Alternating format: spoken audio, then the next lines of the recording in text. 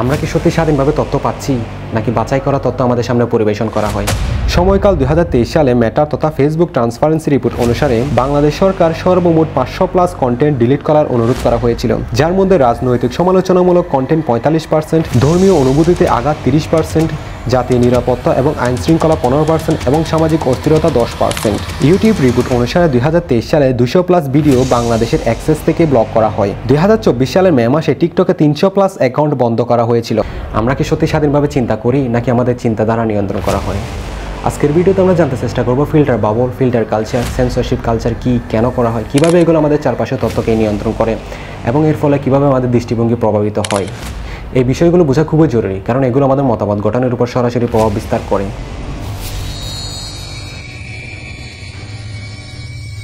আসসালামু আলাইকুম ওয়া রাহমাতুল্লাহ। ফয়সাল মিনিটস থেকে আপনাদের সবাইকে স্বাগত জানাচ্ছি।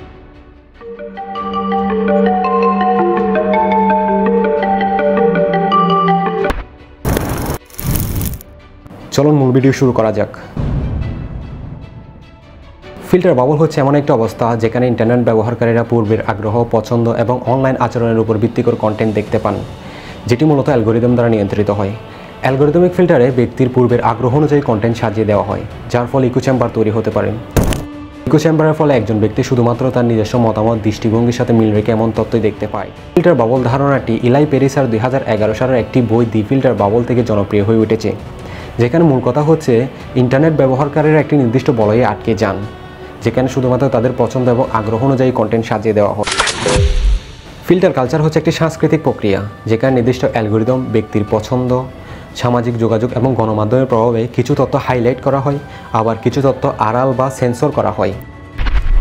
ফিল্টার কালচারের মূল কাজ হচ্ছে ক্ষতিকর বা আপত্তিকর ভিডিও স্বয়ংক্রিয়ভাবে শনাক্ত করে তা ছড়ানো বন্ধ করা। কিন্তু সামাজিক যোগাযোগ মাধ্যমে আমরা বিভিন্ন সিসিটিভির আপত্তিকর ভিডিও বা হত্যার ভিডিও ব্যাপক প্রভাব বিস্তার করে, যা শিশু এবং কিশোরদের জন্য খুবই সেন্সিটিভ, যার ফলে মানুষের ট্রমাটিক স্ট্রেস ডিসঅর্ডারের মতো সমস্যা দেখা দিতে পারে। সেন্সরশিপ কালচার হচ্ছে একটি সামাজিক ব্যবস্থা যেখানে ক্ষমতাধর ব্যক্তি, প্রতিষ্ঠান কিংবা সরকার ইচ্ছাকৃতভাবে কিছু তথ্য বা কন্টেন্ট বা প্রকাশনাকে নিয়ন্ত্রণ বা দমন করে। সেন্সরশিপ কালচার কিভাবে করা হয়? সময়কাল 2023 সালে মেটা তথা ফেসবুক ট্রান্সপারেন্সি রিপোর্ট অনুসারে বাংলাদেশ সরকার সর্বমোট 500+ কন্টেন্ট ডিলিট করার অনুরোধ করা হয়েছিল, যার মধ্যে রাজনৈতিক সমালোচনামূলক কন্টেন্ট 45%, ধর্মীয় অনুভূতিতে আঘাত 30%, জাতীয় নিরাপত্তা এবং আইন শৃঙ্খলা 15% এবং সামাজিক অস্থিরতা 10%। ইউটিউব রিপোর্ট অনুসারে 2023 সালে 200+ ভিডিও বাংলাদেশের অ্যাক্সেস থেকে ব্লক করা হয়। 2024 সালের মে মাসে টিকটকে 300+ অ্যাকাউন্ট বন্ধ করা হয়েছিল। বাংলাদেশ সরকার 2024 সালে নতুন আইনে বিদেশি প্ল্যাটফর্মগুলোকে স্থানীয় ডেটা সেন্টার তৈরির কথা বলে। মেটা অথবা গুগল বাংলাদেশে সার্ভার স্থাপন করলে সেন্সরশিপ আরও বাড়তে পারে, এরকম আন্তর্জাতিক প্রতিক্রিয়াও শোনা যায়। বাংলাদেশের মিডিয়া স্বাধীনতা সংক্রান্ত আন্তর্জাতিক প্রতিবেদন দেখা যাক। ফ্রিডম হাউস 2023 সালের প্রতিবেদনে বাংলাদেশকে পার্টলি ফ্রি বা আংশিক স্বাধীন হিসেবে উল্লেখ করা হয়েছে। প্রতিবেদনে বলা হয়েছে বাংলাদেশের মিডিয়া স্বাধীনতা সীমিত ও সরকারি প্রভাব রয়েছে। রিপোর্টার্স উইদাউট বর্ডার্স 2023 সালে মিডিয়া স্বাধীনতা সূচকে 163টি দেশের মধ্যে বাংলাদেশের অবস্থান 162তম।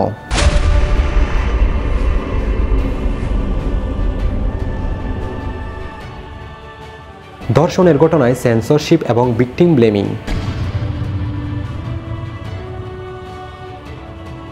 শুরুতে বিগত কয়েকটি বছরের পরিসংখ্যান থেকে আসি। আইন ও সালিশ কেন্দ্র তথা ASK এর রিপোর্ট অনুসারে 2019 সালের বার্ষিক প্রতিবেদনে উল্লেখ করা হয়েছে সারা দেশে ধর্ষণ ও গণধর্ষণের শিকার হয়েছেন 1413 জন নারী ও শিশু, যা 2020 সালে বেড়ে 1627 জনে পৌঁছায়। 2021 সালে এই সংখ্যা ছিল 1521 জন, 2022 সালে 1389, 2023 সালে 1575 জনে পৌঁছায়। 2024 সালে ধর্ষণের ঘটনা ছিল 1251টি, যার মধ্যে গণধর্ষণ ছিল 224 জন নারী ও শিশু এবং ধর্ষণের পর হত্যা করা হয়েছে 48 জনকে।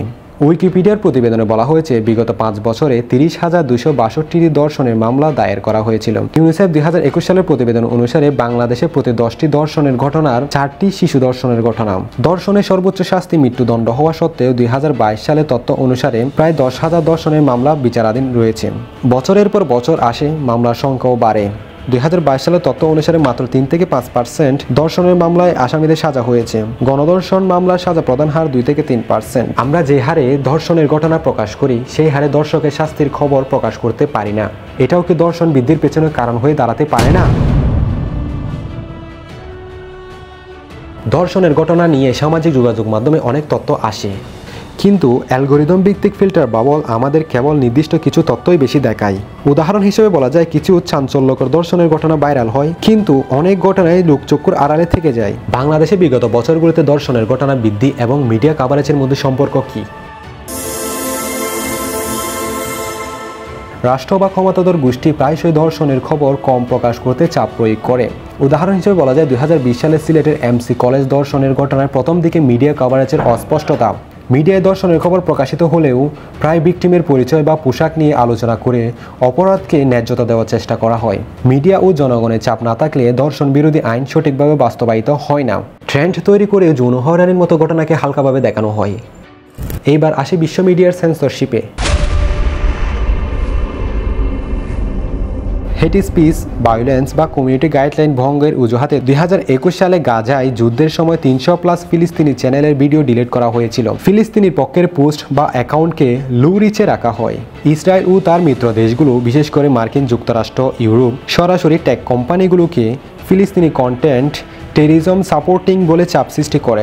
2021 সালে ইসরায়েলি গোষ্ঠী ADL এবং সাইবারওয়েল ইউটিউব এবং ফেসবুককে 100+ ফিলিস্তিনি অ্যাকাউন্ট ব্যান করতে বলে। হিউম্যান রাইটস ওয়াচ 2021 সালের একটি রিপোর্টে বলা হয়েছে, ফেসবুক এবং ইনস্টাগ্রাম 90% ফিলিস্তিনি পোস্ট ভুলভাবে ডিলিট করেছিল। গাজায় হামলার পর ইসরায়েলি প্রেসারে ইউটিউব এবং টুইটার হামাস সম্পর্কিত সব কন্টেন্ট রিমুভ করে। ভারতের মুসলিম নির্যাতনে সেন্সরশিপ। হিন্দুস্তান টাইমস 2021 একটি রিপোর্টে বলা হয়েছে, মুসলিম বিরোধী হিংসার খবর অন্যান্য খবরের তুলনায় 50% কম কভারেজ হয়। হিউম্যান রাইটস ওয়াচ 2023 একটি রিপোর্টে বলা হয়েছে, ভারতের মুসলিমদের খবর সেন্সর করা হচ্ছে, বিশেষ করে কাশ্মীর এবং উত্তরপ্রদেশে। UN report 2021, Indian media freedom in danger হেডলাইনে মুসলিম ইস্যুতে সাংবাদিকদের উপর চাপ নিয়ে উদ্বেগ প্রকাশ করে। 2024 সালের জুলাই মাসে উত্তরপ্রদেশে ফুলরাই গ্রামের একটি ধর্মীয় অনুষ্ঠানে পদদলিত হয়ে 123 জন নারী ও শিশু নিহত হয়। এই ঘটনার ভিডিও বাংলাদেশে হিন্দু নারীদের উপর নির্যাতন হিসাবে সামাজিক যোগাযোগ মাধ্যমে প্রচার করা হয়েছিল, যা ছিল অত্যন্ত বিভ্রান্তিকর। আগামী ভিডিও দেখার আমন্ত্রণ জানাচ্ছি, এন্ড থ্যাঙ্কস ফর ওয়াচিং।